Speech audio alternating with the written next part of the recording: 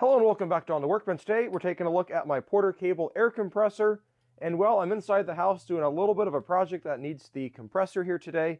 But unfortunately, I've had a little bit of an issue with the air valve in the back right here that you would use as the drain valve, and the petcock or the drain screw, whatever you want to call it, is not working.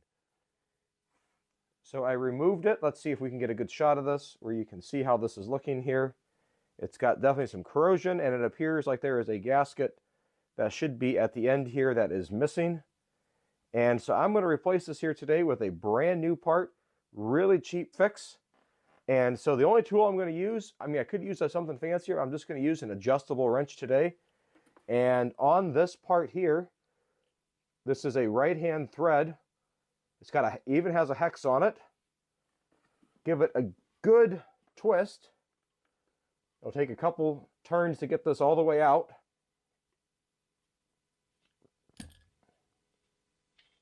And it'll unthread just like this.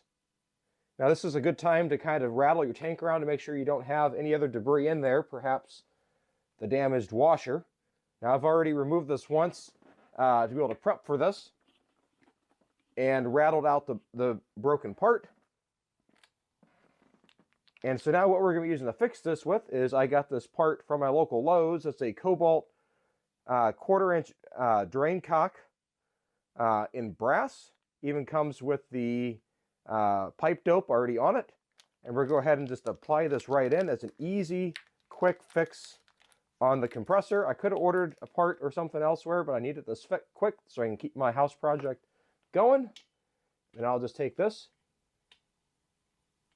and thread it right in. Use the adjustable wrench.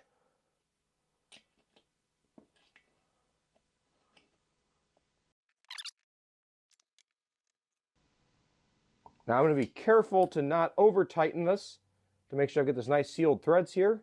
Now we've got this petcock here. I can just go ahead and close this up here. This, I think, will be far easier to use than this weird left-hand thread drain valve that came with it.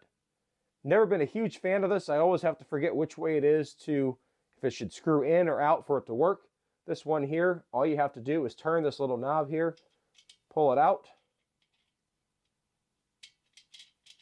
or tighten it up. Now we'll go ahead and turn this on.